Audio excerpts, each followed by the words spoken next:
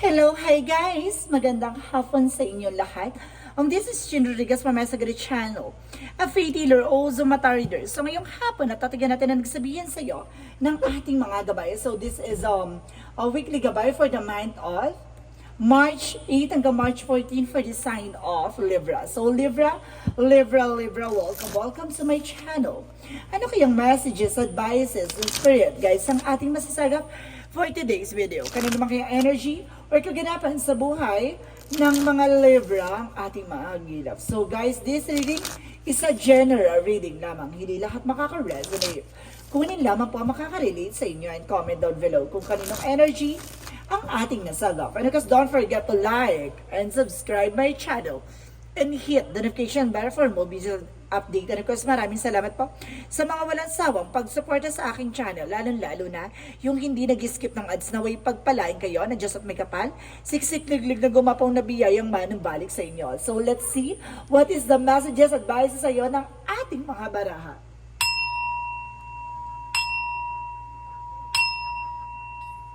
Angel Spirit messages give me an information. So let's see.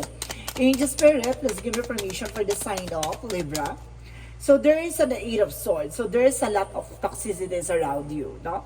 Kumbaga napapalibutan ka ng toxicities, no? Kumbaga there is a negative thoughts or something negativity na nakapalibot sa'yo na kailangan maging aware ka sa magiging thoughts and first information dyan, no? Kumbaga napapalibutan ka ng mga sinungaling. And of course, there is a Knight of Swords. Nagkakaroon ka ng anxieties, sleepless night. Hindi ka makatulog. Nahihirapan ka sa pagtulog dahil sa mga negativities around you. You have a full of negativities. Siguro, even sa bahay nyo, maraming mga open portal na nag-create ng negative energy. And they say that there's a Queen of Cups for healing. So, maaring, kumbaga, meron ditong healing session at the same time healing energy. And of course, there is the Ten of Pentacles for long-term success and long-term investment. May pangmatagalan ditong eksena na magdadala sa'yo ng financial security. Pero, kailangan mong pagdaanan yung mga bagay na to. No? And of course, let's see. And of course, there's an information with the Five of Pentacles. So, see, kumbaga nakakaranas ka muna ng financial crisis. So, kumbaga nakakaranas ka ng kagipitan. Or either, kumbaga mayroon kang, kung malaki ang kita mo. Pumapasok may malaking kita. Pero, definitely, kumbaga, nagkakaroon ng financials kasi ang dami mong binabayaran. Or either, kumbaga may problema pumapasok sa iyo ng mga tuloy-tuloy na problema or bigla ang mga eksena na kailangan mong pag-ingatan, no? Be aware. So, ibig sabihin dito, kailangan mong mag-ingat, no? Sa mga bagay-bagay or pagkakagastusan mo. The Seven of Wands, protections, no? Protectionan mo yung grounds mo, no? Protectionan mo yung sarili mo, no? May mga bagay dito na kailangan maging aware ka, no? So, let's see what is the Eight of Swords. So, there is the Eight of Cups. Let go, no? Kailangan mo nang i-let go yung mga nagbibigay ng pabigat sa'yo or negativity sa'yo, no? Kailangan mo nang pakawalan yan. And of course, there is the Chariot card. So, there's an action. So, see, you need to take an action. Kasi, kahit nabantayan mo yan, kahit na ano yan, kung maglolo ko yan, maglolo ko yan. Or either, kung may mga bagay ka dyan na hindi mo kailangan, kumbaga, pangalagaan yung isang bagay na alam mong, kumbaga, diba, kahit pag-ingatan mo kung kakawala, no? Yung parang gano'n, no? Na, kumbaga, nandun ka sa isang sitwasyon na parang puno ng negatibo na kailangan mo ng pakawalan. So, let's see what is the Queen of Cups. So, there's a Knight of Cups. So, wish fulfillment. So, see, magkakaroon ka ng katuparan sa mga pangarap mo. Magkakaroon ka ng healing. Pero, nakakaramdam ako dito, guys, na parang nasa sitwasyon ka na parang nagmamahal ka, pero ang lungkot-lungkot. No? Parang may something ang bigat. So, there's a Ten of Pentacles. Represent the Emperor. Be mature and being grounded. Napanghawakan mo yung finances mo. Napanghawakan mo yung pagkakaperahan mo, yung pinagkakaperahan mo, resource of income mo. No, wag mo yan ipagkakatiwala kahit kanino. At the same time, yung pera na yan kailangan maging maingat lalo-lalo sa family related mo. No? Kumamaya kasi, kumbaga, kumbaga kaya siguro kumakahapit dahil, 'di ba? Kumbaga kailangan ng tulong mo or either parang gano'n. So, let's see what is the Five of Pentacles. So, there's an information with the Ace of Wands. So, there's a new beginning. Magkakaroon ka ng bagong simula dito, no? For finances, no? So let's see what is the Tower moment for a major changes. Na protectionan mo yung sarili mo dahil may malaking pagbabago na magaganap sa buhay mo. So let's see what is the Eight of Swords and the Eight of Cups. Represent the Empress card, a revert, no? Kumbaga, renewal rather. So, ibig sabihin dito, kailangan mo ng kalakasan sa sarili mo, no? Kumbaga, alam mo dapat yung grounds mo. There is a new beginning, no? Kumbaga, may mga bagay na kailangan mo ng pakawalan at i-let go. No, magkakaroon ka ng bagong simula with the King of Cups. There is a devoted, supportive person, no? Kumbaga, kung ikaw ay Libra na lalaki, na mapagmahal ka, at maaaring na paglalaruan ng nararamdaman mo. At the same time, kumbaga, nandun ka sa sitwasyon na kailangan mo ng pakawalan yung mga negativities. Kasi parang nagkakaroon ng overthinking or being paranoid dito. That because yung may mali kang minamahal. No? Mali yung minamahal mo. So there is an information with the Knight of Sword or either there's a person na maaaring kumbaga may devoted supportive person dito guys na parang it's either ikaw yung babae na Libra, maaaring may nagmamahal dito na lalaki na mahal ka. No, maaaring kumbaga iniisip ka, hindi makatulog ka dahil sa sobrang iniisip ka nitong tao na to. Either parang may something gayuma na nga eh. And there is a Knight of Sword with Knight of Swords is a success driven. At the end of the time, magsasuccess ka sa mga pangarap mo. And of course, there's a Ten of Pentacles, the Emperor, represent the Six of Wands. There's a victory is yours, no? Kumbaga, magtatagumpay ka. No, you are being a boss someday. Pero kailangan mong panghawakan at proteksyonan yung resource of income mo. So, let's see what is the Five of Pentacles and the Ace of Wands. So, there's an information with the Justice, no? May justisya, may karma, no? Kung ano man yung magiging bagong simula na no, magiging simula mo ay maaaring you deserve, no, you deserve kung ano man ang meron ka, no, may mga bagay na kung ano man yung pinaghirapan mo, kung ano man yung mga bagay na pinagdaanan mo ay consequences yan sa lahat ng mga pinagdaanan mo sa buhay, no. So let's see what is the Seven of Wands and the Tower moment for the Moon card, the truth revealed, no. Kumbaga matutuklasan mo at malalaman mo yung mga misteryo sa likod ng mga bagay-bagay, no? Matututunan at malalaman mo yan at may mga pangharap ka na maisa sa katuparan mo. So let's see what is the outcome. Ang pinaka-outcome for you is the World card. So there's a lot of trouble. So there's a lot of information na sinasabi na magsasuccess ka at the end of the time. Kumaga maraming ganap dito na sinasabi na lilibutin mo yung buong mundo or either kumbaga makakapunta ka sa iba-ibang lugar. So let's see.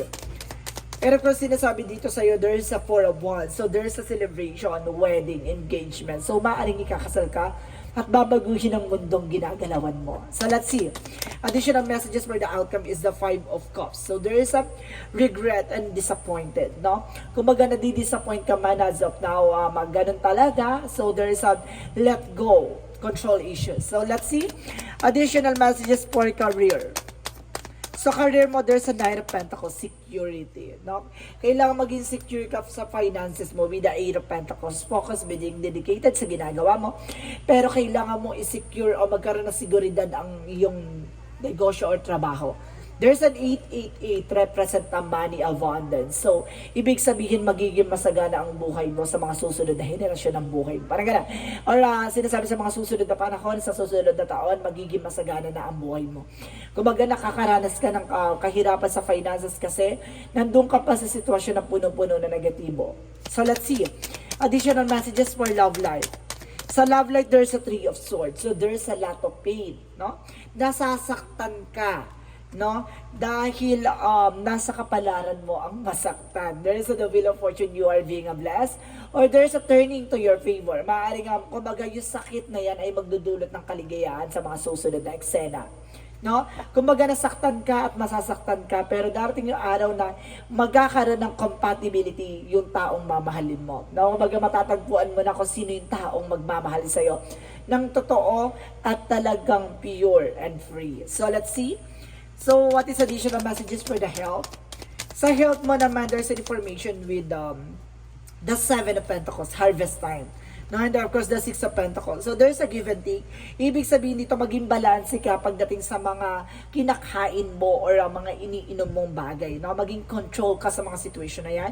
And the Seven of Pentacles, kasi there's a consequences and of course, harvest time. Kung ano yung itinanim mo, kung ano yung ginawa mo, aanihin mo yan. So, ibig sabihin, kung inaalagaan mo, magiging balance ka sa kung ano man ang kinakain mo, magiging maayos ang kalusugan mo. So, let's see guys, what is additional messages for magical fairy messages? For magical fairy messages and get my information for patient please. So, kailangan mong habaan ng pasensya mo dito, no? So, may mga bagay kasi na talagang kailangan mong mahabaan ng pasensya mo kasi kumbaga marami ka pang pagdadaanan. At the same time, there's a daughter. So, magkakaanak ka ng babae or may anak kang babae, some of you guys, no? So, let's see what is a yin and yang oracle card.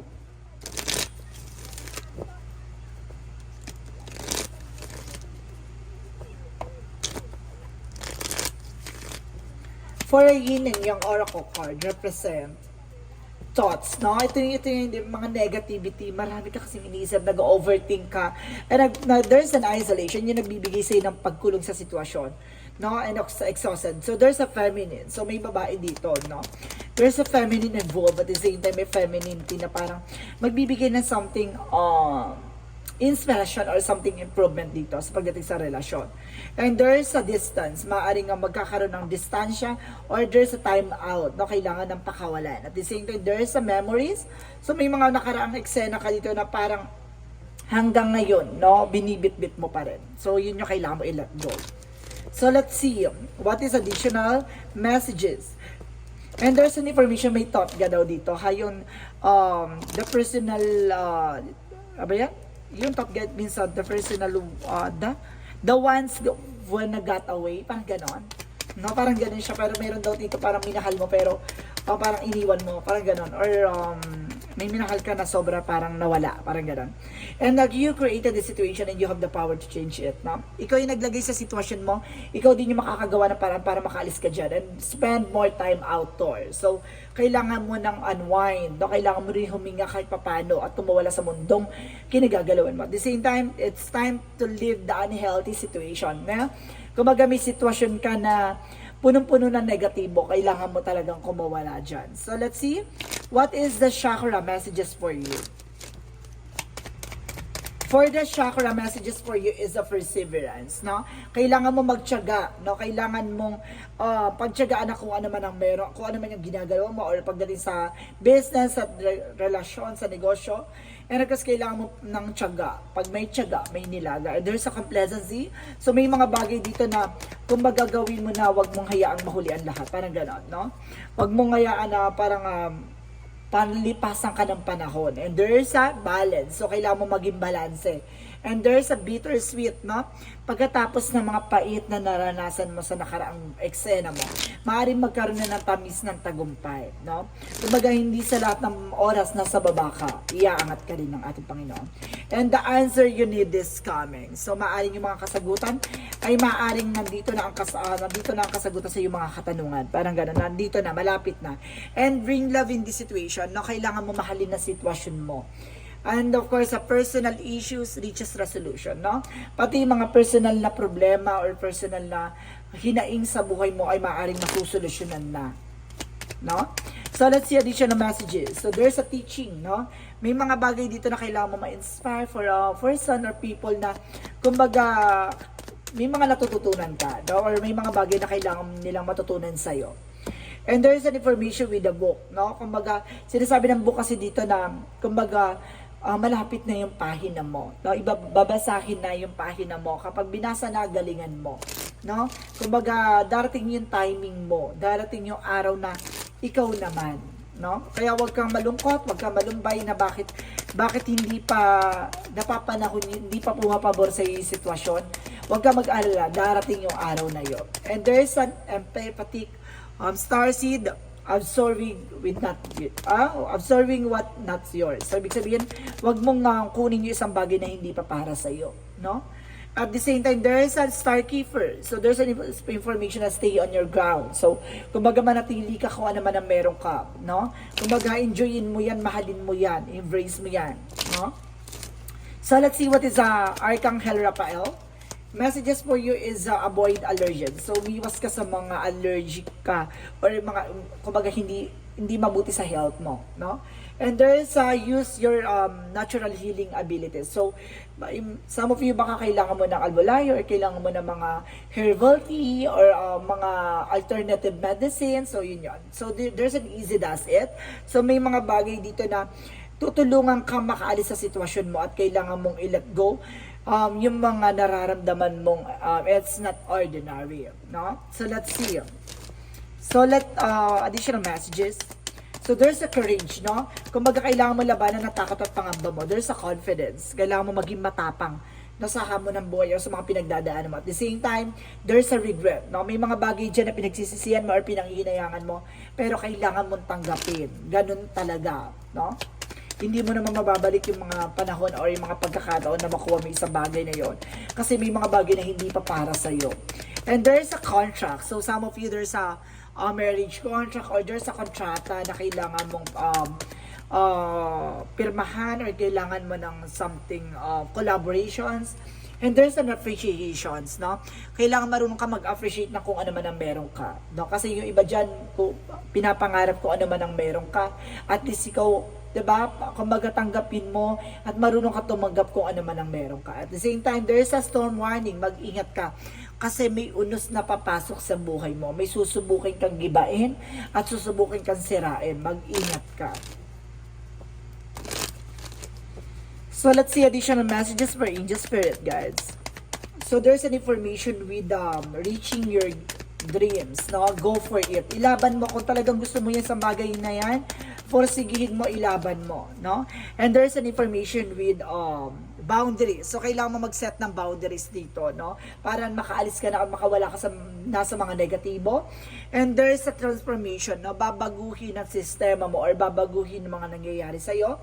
At sinasabi dito, there is vital force by astral travel, no? There is a spiritual ability na parang bibigyan ka ng mga pangitain or mga bagay or kumbaga mga panaginip na akala mo'y totoo, no? Parang kumbaga binibigyan ka ng intuition na mangyayari yan sa mga susunod na eksena, sa susunod na hinaharap. And there's a school by lessons, no? May mga bagay na kailangan mong matutunan sa buhay, no?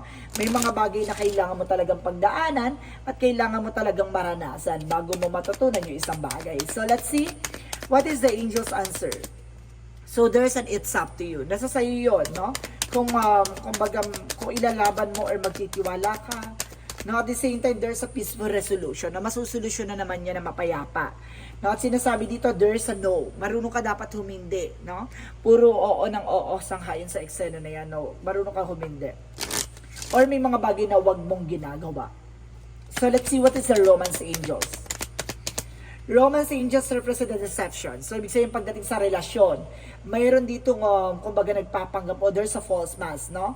Kumbaga mayroon ditong kumbaga makasarili. Mayroon ditong sa relasyon niyo na parang hindi totoo. And there's a give your relationship a chance. Pero kailangan mo ng chance pagdating sa relasyon. Kailangan mo lang talaga na baguhin yung perspective o yung pag-uugali ng partner mo. So let's see what is the Jesus loving quotes.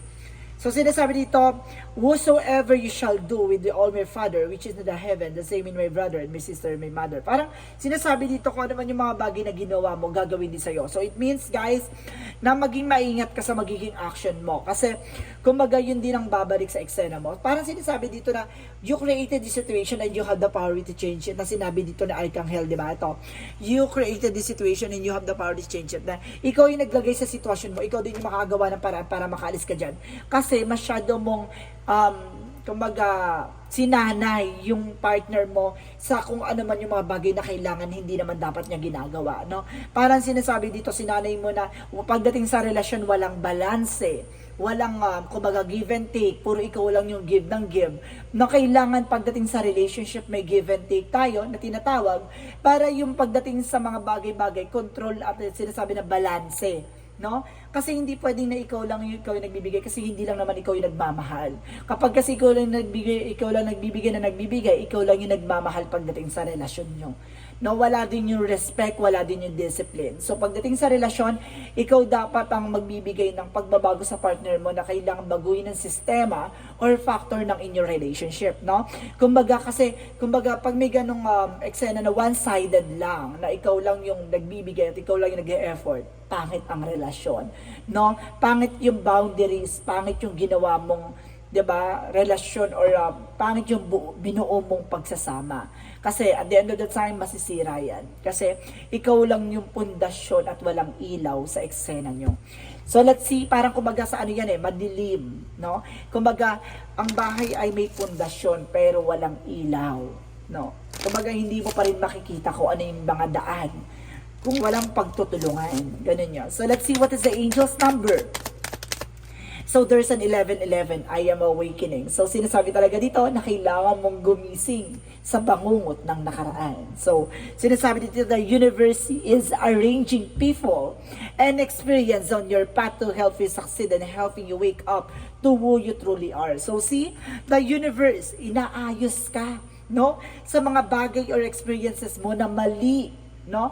Na may mga bagay na kailangan mong ayusin nang sa ganun maging successful ang inyong relationship, ang inyong pagsasama, ang inyong buhay. Kasi kung walang pagtutulungan na para gisingin ka sa kung ano man ang meron ka, walang magaganap na magandang kahihinat na ng relasyon nyo. Ganun yon, guys. So let's see what is the messages of life. So messages of life represent stand tall and strong. So sinasabi dito, guys, na today I choose to remain positive. I face all my challenges within the strength and courage. I will not be denied or turn away. I do not allow myself to be carried away by negative thoughts. I stand tall and strong and live each moment in joy and peace, living my future in God's hands. I will live in life because life will live in me. So you see, kumbaga, alam mo yung buhay na mararanasan mo, no? Alam mo yung buhay na deserve mo. Pero may mga bagay dito na kailangan mong ayusin, no? Kumbaga, kaya mong tumindig at kaya mong tumayo sa sarili mong paa. Pero kailangan mong ayusin yung mga nasa haligid ng iyong eksena. Ganun yon, no? Nasa ganun walang maging silbing anay, no, sa pundasyon na gagawin mo, no? Parang nagtayo ka na isang bahay na kahoy, no? Kung may mga anay sa paligid mo, yari yan, tutumba at tutumba yan. Ganun yon. So guys, this is a weekly gabay for the month of March 8 hanggang March 14 for the sign of Libra. So Libra, maraming salamat po for this wonderful reading. So once again, this reading is a general reading lamang, hindi lahat makaka-resonate. Kunin lamang po makaka-relate sa inyo and comment down below kung kaninong energy ang ating nasagap. And of course, don't forget to like and subscribe my channel and hit the notification bell for more videos update. Of course, maraming salamat po sa mga walang sawang pagsuporta sa aking channel. Lalo-lalo na yung hindi nag-skip ng ads na way pagpalain kayo na Diyos at may kapal, siksik-lig-lig nag-uumapang na biyayang manang balik sa inyo. Maraming salamat, guys, and see you in the next video. Bye-bye and babush!